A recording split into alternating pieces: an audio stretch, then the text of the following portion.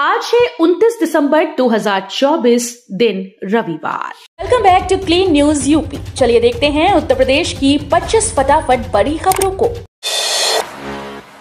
UP के जिलों में चिपकाए जाएंगे क्यूआर कोड, स्कैन करते ही सुनाई देगी एक आवाज। महाकुंभ को लेकर प्रयागराज सहित आसपास के जिलों में स्थित पर्यटन स्थलों पर गाइड्स की कमी को पूरा करने के लिए क्यूआर कोड की मदद ली जाएगी।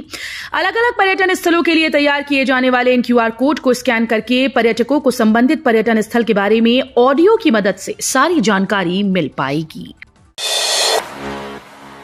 अब तीनों प्राधिकरण क्षेत्र में एक नीति से होगी भूमि आवंटित। 1 साल से चल रहा था मंथन।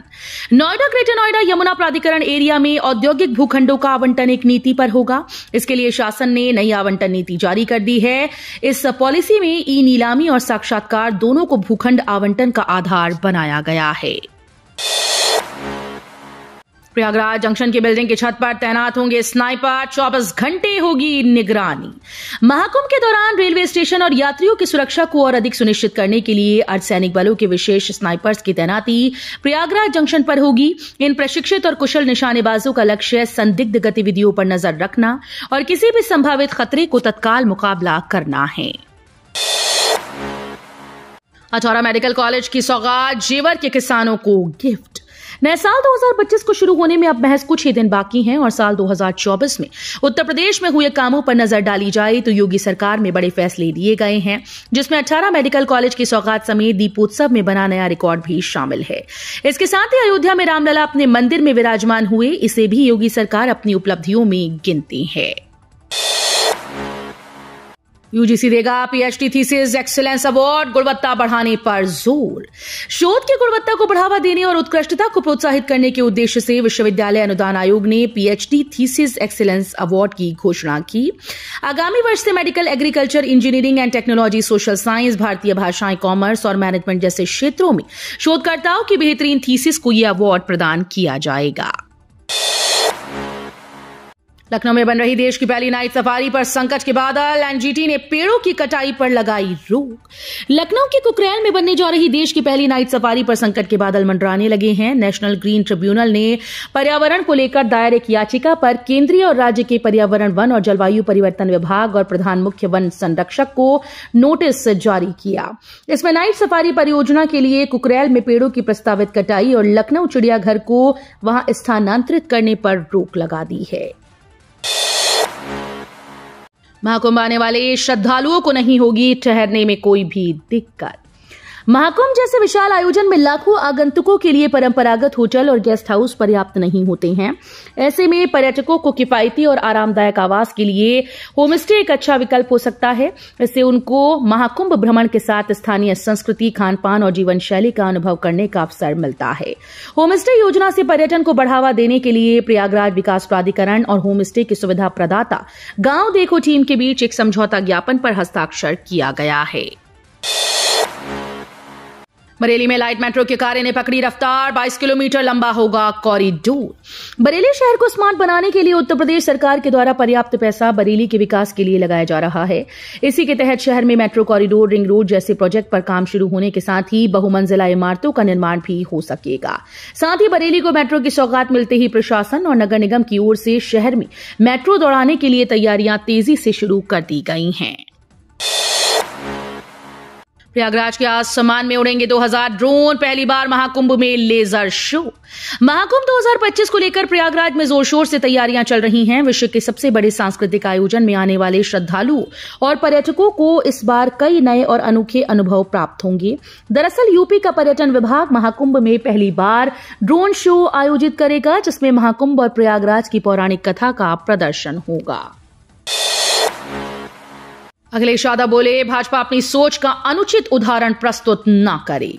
पूर्व प्रधानमंत्री डॉक्टर मनमोहन सिंह का अंतिम संस्कार शनिवार को पूरे राजकीय सम्मान के साथ निगम बोध घाट पर हुआ।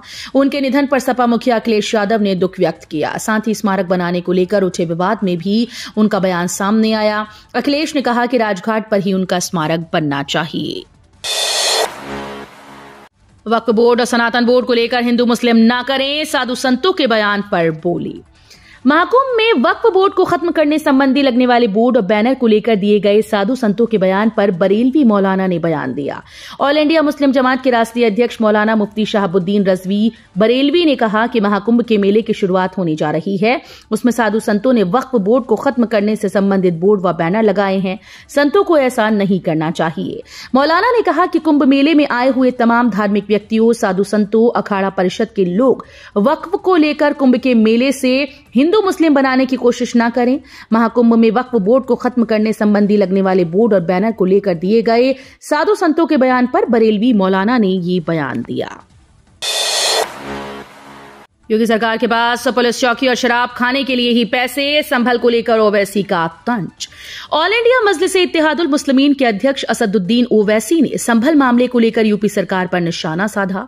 उन्होंने शनिवार को एक्स पर पोस्ट कर कहा कि संभल के जामा मस्जिद के सामने पुलिस चौकी बनाई जा रही है। उन्होंने लिखा कि मुल्क के किसी भी कोने में चले जाइए, वहां की सरकार न तो स्कूल खुलवाती है न ही अस्पताल। अगर कुछ बनाया जाता है तो वो है पुलिस चौकी और शराब खाने। महाकुंभ से पहले प्रयागराज में बड़ा हादसा, टावर गिरा, कई मजदूरों की हालत गंभीर। प्रयागराज में महाकुंभ की तैयारियों के बीच बड़ा हादसा हुआ। सराय इनायत के जगबंदन गांव में हाई टेंशन तार खींचने के दौरान ब्रिज टावर अचानक गिर गया। इस हादसे में एक मजदूर का पैर कटकर अलग हो गया, जबकि 2 मजदूर टावर के नीचे दब गए। हादसे में कुल 8 मजदूर घायल हुए। आनन फानन में सभी SRN ले जाया गया। नए साल पर अयोध्या में टूट सकता है रिकॉर्ड, रामनगरी के सभी होटल फुल। नए साल पर अयोध्या पहुंचने को लेकर श्रद्धालुओं का रिकॉर्ड टूट सकता है। अभी से अयोध्या के लगभग सभी होटल्स की बुकिंग फुल हो चुकी है। ऐसे में माना जा रहा है कि अयोध्या में श्रद्धालुओं की संख्या आम दिनों की अपेक्षा ज्यादा होगी। श्रद्धालुओं की संख्या को देखते हुए राम जन्मभूमि तीर्थ क्षेत्र ट्रस्ट ने राम मंदिर के दर्शन का समय बढ़ा दिया। साथ ही अपेक्षित भीड़ को प्रबंधित करने के लिए व्यापक व्यवस्था लागू की गई। हरिद्वार मेरठ रूट की जगह गूगल मैप ने पहुंचाया बरसाती नदी। गूगल मैप जहां सफर करने वाले के लिए खरा उतरता है, वहीं कभी कभी धोखा भी दे जाता है। ऐसा ही कुछ हरिद्वार से सहारनपुर पहुंच रहे परिवार के साथ हुआ। गूगल मैप ने परिवार को रास्ते के बजाय बरसाती नदी पर पहुंचा दिया। हालांकि नदी में पानी नहीं था। बाद में परिवार परिचितों से संपर्क कर रात 12 बजे उनके पास पहुंचा। तब जाकर परिवार ने राहत की सांस ली।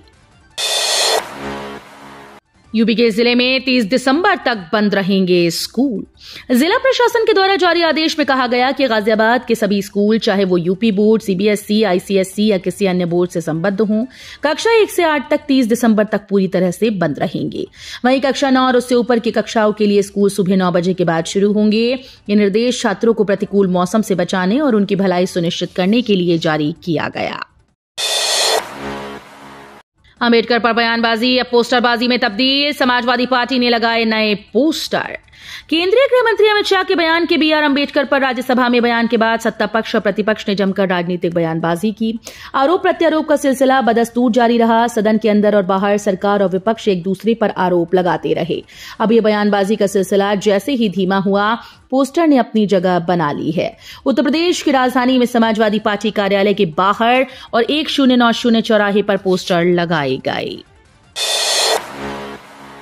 युवाओं के लिए खुशखबरी, यूपी में जल्द भरे जाएंगे लेखपाल के 7,994 पद। उत्तर प्रदेश के युवाओं के लिए नौकरी के बेहतरीन अवसर सरकार लेकर आ रही है। प्रदेश में लेखपाल के पदों के लिए भर्ती निकाली जानी है।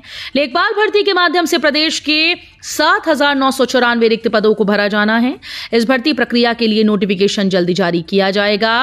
राजस्व परिषद ने UPSSSC को इस भर्ती का प्रस्ताव भेज दिया है।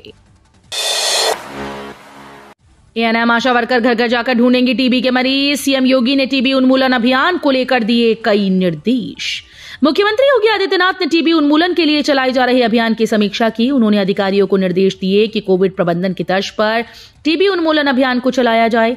ट्रेस, टेस्ट व ट्रीट की नीति को अपनाते हुए लक्षण के आधार पर लोगों की स्क्रीनिंग करें, उनकी जांच कराएं और टीबी की पुष्टि होने पर तत्काल उपचार शुरू करें। यूपी में गाय आधारित प्राकृतिक खेती को बढ़ावा दे रही सरकार। उत्तर प्रदेश के सीएम योगी आदित्यनाथ ने गाय आधारित प्राकृतिक खेती अपनाने पर जोर दिया। सीएम योगी ने बताया कि गाय आधारित प्राकृतिक खेती अपनाने से किसान प्रति एकड़ 10 से 12 हजार रुपए तक की बचत कर सकता है। इस खेती करने से किसान अपनी लागत को आसानी से कम कर सकते हैं। सीएम योगी ने कहा कि गाय आधारित खेती आध्यात्मिक और सांस्कृतिक मूल्यों के साथ साथ खेती की लागत में कमी, मवेशियों के संरक्षण, खेत की मिट्टी, पानी और मानव स्वास्थ्य में लंबे समय के लिए सुधार ला सकती है। IIT-BHU में 3 नए डीन और 5 नए विभागाध्यक्ष नियुक्त। प्रशासनिक और एकेडमिक्स में हुए बदलाव। भारतीय प्रौद्योगिकी संस्थान ने संस्थान के प्रशासनिक और अकादमिक नेतृत्व में बदलाव करते हुए 3 नए डीन और 5 नए विभाग अध्यक्षों की नियुक्ति की है। निदेशक प्रोफेसर अमित पात्रा ने संस्थान के नियमन 23(1) के तहत इन नियुक्तियों की घोषणा की। सीएम योगी आदित्यनाथ ने अमित शाह, जेपी नड्डा से की मुलाकात। महाकुंभ मेले का दिया निमंत्रण।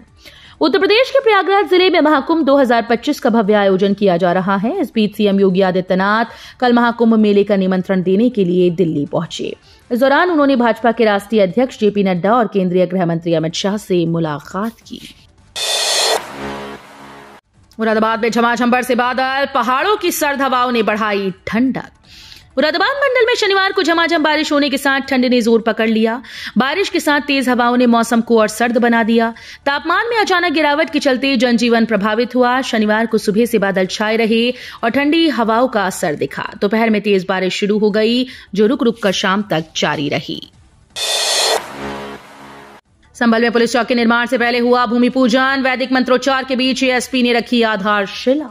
संभल में पुलिस चौकी निर्माण से पहले भूमि पूजन संपन्न हुआ। एएसपी श्रीश चंद्र ने बताया कि इसके आसपास पुलिस कर्मियों की आवासीय व्यवस्था भी की जाएगी। अब लेआउट के अनुसार काम होगा। यहां पर पर्याप्त पुलिस बल मौजूद रहेगा, जिससे सुरक्षा व्यवस्था मुस्तैद रहे। 2 करोड़ देगी योगी सरकार, किसानों के लिए कमाल का ऑफर। बेसहारा गौवंश को लेकर योगी सरकार शुरू से ही गंभीर है। गाय बेसहारा न रहे, इसलिए योगी सरकार स्वदेशी उन्नत नस्ल की गाय पालने के लिए गौपालकों को मुख्यमंत्री स्वदेशी गौ संवर्धन योजना के अंतर्गत अनुदान दे रही है। गौपालक यदि अनुदान लेना चाहते हैं तो वो पशुपालन विभाग के ऑफिस से संपर्क कर सकते हैं। योगी सरकार गायों की एक डेयरी खोलने पर 50% तक अनुदान दे रही है। तो ये थी आज की 25 फटाफट बड़ी खबरें। अगर आपको न्यूज पसंद आई हो तो वीडियो को लाइक और शेयर जरूर करें। धन्यवाद।